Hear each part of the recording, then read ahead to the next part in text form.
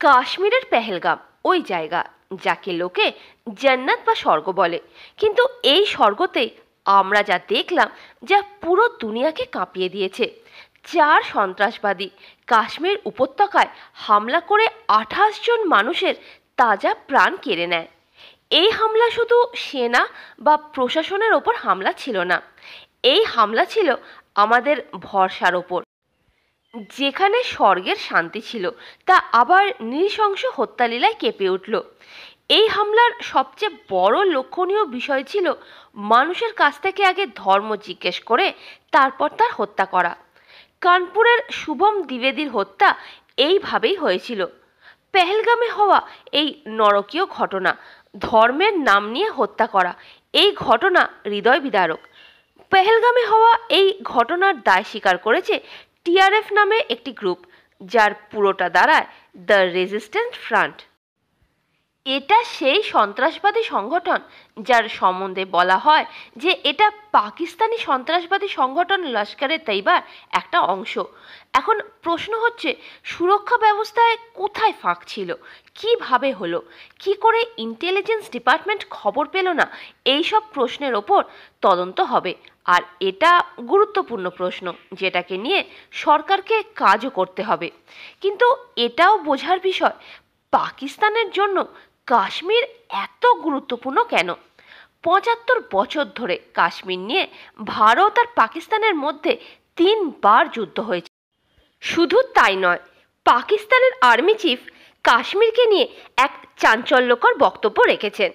পাকিস্তানের army chief Asim মুনির কাশ্মীরকে নিজেদের ঘাড়ের শিরা বলেছেন। তার মানে কথা এই দাঁড়াচ্ছে যে 75 বছর পর আজও পাকিস্তান সরকার নিজের দেশে কাশ্মীর প্রসঙ্গে তোলপাড় হচ্ছে। এখন প্রশ্ন হচ্ছে, পাকিস্তান কেন করে এমন? পাকিস্তান কেন পিওকেকে দখল করেও পুরো কাশ্মীরকে নিজেদের দেশের নকশার মধ্যে কেন নিতে চায়? এটা কি পাকিস্তানের কোনো চাল, বা এমন কোনো বাধ্যবাধকতা যা ওর গলায় ফাঁস হয়ে গেছে? সব কিছু জানার জন্য ভিডিওটা পুরো শুনবেন, কারণ ইতিহাস আমাদের জানতেই হবে। প্রথমে আমাদের জানতে হবে পাকিস্তানের জন্য কাশ্মীর ভৌগোলিক দিক থেকে কেন এতটা জরুরি। দেখুন, কাশ্মীর হিমালয়ের যে অঞ্চলে পড়ে ওখান থেকেই পাকিস্তানের জলের উৎস। সিন্ধু নদী তিব্বত থেকে শুরু হয়ে কাশ্মীর দিয়েও যায়। এই নদী পাকিস্তানের জন্য লাইফলাইন। পাকিস্তানের 80% চাষাবাদই এই নদীর জলেই হয়। বড় বড় পাকিস্তানের শহর এই নদী থেকে জল পায়। এটা একটা বড় কারণ পাকিস্তানের কাছে। তৎকালীন সিন্ধু নদীর জল ব্যান করে ভারত সরকার পাকিস্তানকে ব্যাকফুটে ফেলার চেষ্টা করেছে, কিন্তু শুধু জলই একমাত্র কারণ নয় পাকিস্তানের কাছে। আরও অনেক কারণ আছে যা চোখে আঙুল দিয়ে দেখায় যে যদি কাশ্মীর ইস্যু না থাকতো তো পাকিস্তানের আজ যা অবস্থা, এর থেকে ওর অবস্থা আরও খারাপ হয়ে যেত। এক কথায় বলতে গেলে, পাকিস্তান যদি কাশ্মীরে সন্ত্রাসবাদীদের উৎসাহ না দেয় তাহলে ওর নিজের দেশ শেষ হয়ে যাবে। তাহলে চলুন পুরোটা বোঝা যাক। আমরা প্রথমে দেখব পাকিস্তান কিভাবে তৈরি হলো, তারপর আজকের দিন অবধি আসব। তো যখন দেশ ভাগ হচ্ছিল, এমন অনেক রাজ্য ছিল যারা স্বাধীন থাকতে চাইছিল, আবার এমন অনেক রাজ্যও ছিল যারা পাকিস্তানের সাথে জুড়তে চাইছিল। যেমন জুনাগড়ের নবাব পাকিস্তানের সাথে জোড়ার মন তৈরি করে নিয়েছিল জিন্নার অফারে। শেষে ওনাকে বাধ্য হয়ে দেশ ছেড়ে পালাতে হয়েছিল। বা এই ধরুন হায়দ্রাবাদ, যেখানে সর্দার প্যাটেলকে অপারেশন পোলো করতে হয়েছিল, কারণ হায়দ্রাবাদের নিজাম পাকিস্তানের সাথে জুড়তে চেষ্টা করেছিল। কিছুটা এইরকম অবস্থা কাশ্মীরেরও হয়েছিল, কিন্তু কাশ্মীরের অবস্থা বাকি রাজ্যের থেকে আলাদা ছিল। হায়দ্রাবাদ ও জুনাগড়ের রাজা মুসলিম আর প্রজা হিন্দু ছিল অধিকতর। সেখানে আবার কাশ্মীরের রাজা হরি সিং হিন্দু ছিল, কিন্তু ওনার প্রজা মুসলিম সংখ্যাগরিষ্ঠ ছিল। এবার পাকিস্তান দাঁড়িয়ে আছে ইসলামের ওপর। এখন জুনাগড়ের সাথে হায়দ্রাবাদের মতো রাজ্যরা, যেখানে হিন্দু সংখ্যাগরিষ্ঠ প্রজারা ইন্ডিয়ার পক্ষে ভোট দিয়েছিল, তো মোহাম্মদ আলী জিন্নার মনে হয়েছিল যে কাশ্মীর তো পাকিস্তানের কাছেই থাকবে। কিন্তু এমন হলো না। কাশ্মীরের রাজা হরি সিং ঘোষণা করলেন যে কাশ্মীরকে সুইজারল্যান্ড বানাবেন, আর দুটোর মধ্যে কোনো দেশের সাথেই তারা মিলবে না। পাকিস্তান কিন্তু এটা মেনে নিতে পারল না। এই জন্য তারা উপজাতি পোশাকে সাজিয়ে নিজেদের সেনা পাঠাতো কাশ্মীরকে দখল করার লক্ষ্যে। এই সেনারা কাশ্মীরে আতঙ্ক ছড়াতো, আর শেষে হরি সিংকে নিরুপায় হয়ে প্রায় ইন্ডিয়ার সাথে চুক্তিপত্রে সই করতে হলো। আর কাশ্মীর এইভাবেই ভারতের অংশ হয়ে গেল, আর পাকিস্তান হাত ঘষতে থাকলো। এটাও সত্য যে পাকিস্তান কাশ্মীরের একটা বড় অংশের ওপর অবৈধভাবে দখলও করে নেয়, আর এই অংশকেই আজ বলা হয় পিওকে বা পাক অধিকৃত কাশ্মীর। 1949 সালে হওয়া এই যুদ্ধে সিজফায়ার যখন ঘোষণা করা হয়, তো ভারত আর পাকিস্তান ইউএনের সুপারিশ অনুযায়ী যুদ্ধবিরামের রেখা স্থাপন করার জন্য একটা চুক্তিপত্রের ওপর সই সাবুত করে, আর এই পুরো ক্ষেত্র ভাগ হয়ে গেল দুটো অংশে। তখন থেকে আমাদের কাশ্মীরের একটা অংশ পাকিস্তান কবজা করে রেখেছে, অর্থাৎ পিওকে বা পাক অধিকৃত কাশ্মীর। আবার এই দিয়ে দেখতে গেলে মুসলিম সংখ্যাগরিষ্ঠ রাজ্য পাকিস্তানের অংশ হতে পারল না। এটা জিন্নার মতবাদের উল্টো কথা ছিল যে মুসলমানের নিজেদের একটা দেশ হোক। এবার কাশ্মীর না পেয়ে পাকিস্তান এটাকে একটা পলিটিক্যাল প্রোপাগান্ডা হিসেবে দেখলো। পাকিস্তানের নাগরিকদের মধ্যে এটাই প্রচার করে দেওয়া হলো যে কাশ্মীরকে পাকিস্তানের সাথে জুড়ে দেওয়া উচিত ছিল, কিন্তু ভারত জোর করে কাশ্মীরকে কবজা করে রেখেছে। এটা সেই কাহিনী যেটা পাকিস্তানের জনতাকে জুড়ে রাখতে পারে, আর পাকিস্তানের জনতাকে এটাও বলা হয় যে ভারত সবথেকে বড় শত্রু পাকিস্তানের। আর এখান থেকে শুরু হলো কাশ্মীর আমাদের স্লোগান। এটা এমন একটা স্লোগান ছিল যেটা পাকিস্তানের প্রত্যেক রাষ্ট্রপতি থেকে শুরু করে পাকিস্তানের সেনাপ্রমুখ চিরন্তন বলতেই থাকে। এটার সর্বশেষ উদাহরণ আপনি দেখতে পারেন যে যখন পাকিস্তানের আর্মি চিফ আসিম মুনির সম্প্রতি কাশ্মীরকে ঘাড়ের শিরা বলেছিল। এটা শুধু আজকের কথা নয়, জুলফিকার আলী ভুট্টো থেকে নিয়ে ইমরান খান অবধি, আর আইয়ুব খান থেকে জেনারেল বাজবা অবধি যে কোনো লিডার কাশ্মীর প্রসঙ্গ ভুলতেই পারেনি। প্রত্যেক নেতা এই কাশ্মীর প্রসঙ্গ জিয়ে রেখেছে, কারণ এই প্রসঙ্গ ওদের কাছে জরুরি অস্ত্র।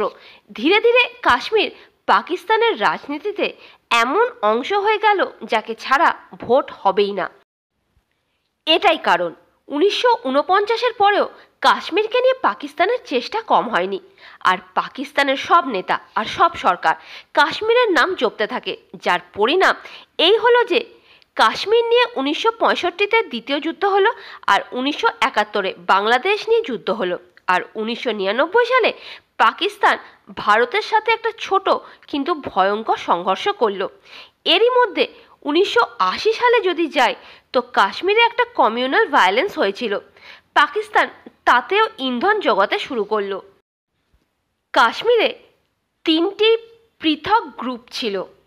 1 নম্বর Jammu and Kashmir liberation front, 2 নম্বর হিজবুল মুজাহিদ্দিন, আর 3 নম্বর অল পার্টি হুরিয়াত কনফারেন্স। এই তিনটি গ্রুপই নিজের নিজের উপায় কাশ্মীরে সাম্প্রদায়িক উত্তেজনা ছড়াতে শুরু করে। এদের মধ্যে একজন ছিল হিজবুল মুজাহিদ্দিন, যে এটা বলা শুরু করলো যে কাশ্মীরের মুসলমান ভারত থেকে আলাদা হয়ে পাকিস্তানের সাথে জুড়তে চায়। এই গ্রুপকে টাকার জোগান করত অন্য কেউ না, উল্টে নিজে পাকিস্তান। এই গ্রুপগুলোকে পাকিস্তানি গোয়েন্দা সংস্থা আইএসআই দ্বারা ট্রেনিং দেওয়া হতো।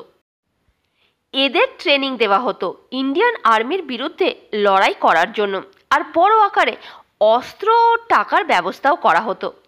পাকিস্তানের এক প্রেসিডেন্ট জেনারেল পারভেজ মুশারফ 2014 সালের অক্টোবর মাসে এক টিভির ইন্টারভিউতে বলেছিল, আমাদের পাশে সেনা ছাড়া কাশ্মীরে আরও অন্য সোর্স আছে, তার মানে কাশ্মীরের বাসিন্দারাও ভারতের বিরুদ্ধে লড়ছে, আমরা শুধু ওদের উস্কাচ্ছি।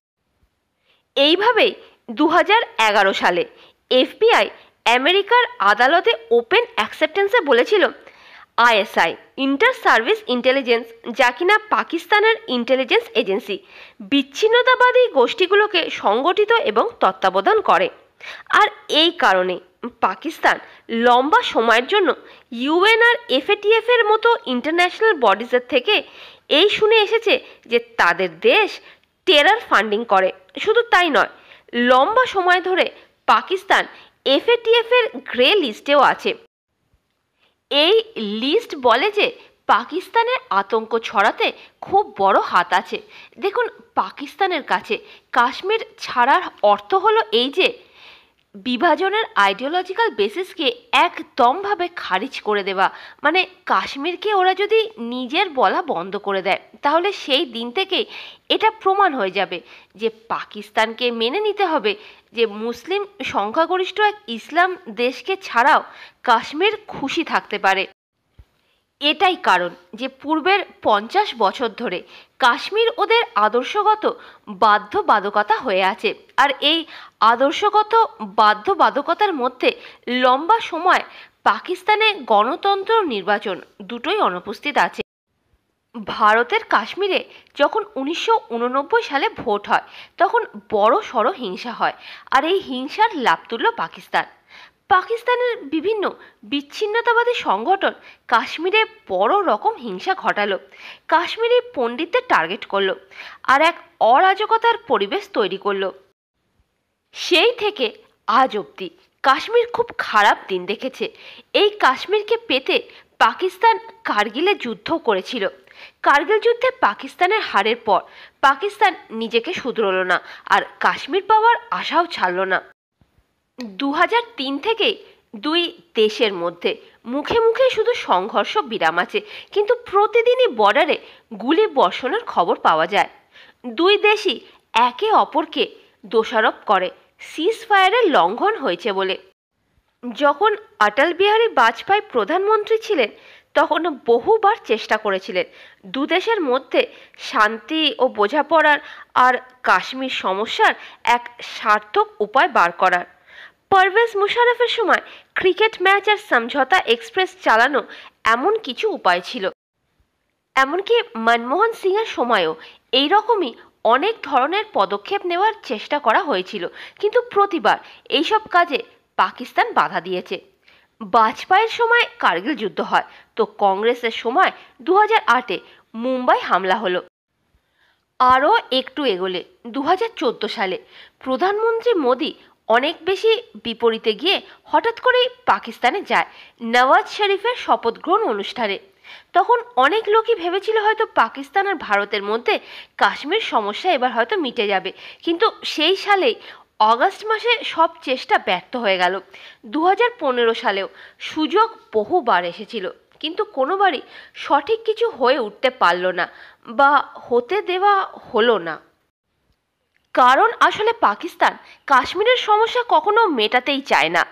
2016 সালে যখন সন্ত্রাসবাদীরা উরি বেসের ওপর হামলা করলো, তো সব রকম কথাবার্তার আর কোনো অবকাশই রইল না।